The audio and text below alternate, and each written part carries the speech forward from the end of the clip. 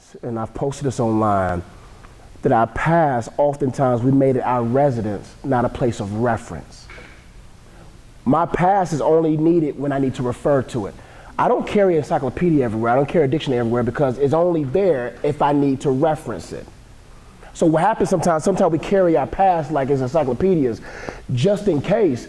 And then by us carrying it every day or thinking about it every day or always being almost like a micromanager of our lives of, well, I'm trying not to repeat. It's just like, you know what? When I meet a new situation that has a little whiff of something old, let me now reference my past to see how I can use against it. I don't think about my past often at all. I only think about it when necessary. Now, that's cool to, be motivated by your past and whatnot, but at the same time, we got to keep our minds forward. We don't have no eyes in the back of our head. Our arms, everything about us is forward.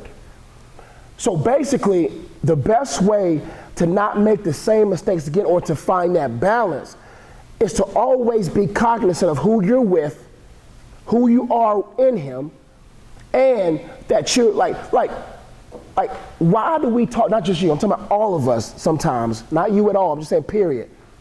We're talking to a God who forgot our past. Why are we still bringing up our past to a God who's forgotten it? Not saying he doesn't, understand what I'm saying. Forgotten it means I don't care nothing about. Yeah, you've been in a situation like yeah, you owe me money. I ain't forgot it, but bruh, that was 20, that's when we was in high school. Why are we talking about $1.50 for a brownie and a Capri Sun when that was 20 years ago? That's God's feelings towards when we bring our past. He's like, man, that's under the blood. But God allows our past to be a reference of, if I'm afraid of going forward, I'm going to see how faithful he was to me behind me. His faithfulness will give me the faith to be faithful. Also, when I meet a situation, whether it's with a gentleman for yourself or whatever people may face, they got to be able to say, you know what? When I look back at my past, I look at how that sin was no good for me. That depression was no good for me. That worry was no good for me. When we dwell on it, we think it's some good for us. When we look at it for what it really is, we'll be able to see there was no good for us. Listen, why am I people hear my videos and they be like, he must hate his dad. I'm like, no, I'm being transparent about my past. If I talk about the past, it doesn't mean I hate my dad or I'm still hurt by the past. No, I'm using it as a reference piece to give people the hope they need to say, if Josh can make it out of it, I know God can get me out of it.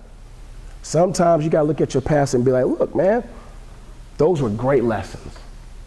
But I guarantee when you walk in your future, never rush into your future, just walk into it. When you rush, you're probably gonna make the same mistakes again. But when you walk into that thing, you're now more cognizant of making the right decisions. You also gotta look at yourself, all of us gotta look at ourselves and say, am I too impulsive? Do I still have an emotional connection to what has happened to me in my past? Hurt people, hurt people. Restored people, restore people. That's why God is probably not going to put you in ministry of healing the broken or helping the broken if you're still broken. Because when you're in the middle of talking to someone, giving advice, and they start talking about stuff that they went through, that you went through, you may feel a certain type of way and start giving advice. Well, you better, all men are dogs, Ain't no good man. Paul said it's better to be sick. You see what I'm saying? Now you're speaking from frustration. People often do that. But when you're restored from it, when that person comes to you, be like, baby girl, you're going to make it out. Young man, you're going to make it out. If you're at the point where you're not completely restored, that's when you go to God and say, God, why am I still holding on to this? Because when you're balanced, you're a better use to God. Because now the enemy doesn't have nothing in your past to use against you. I always tell people, if there's still a tug, there's still a tie.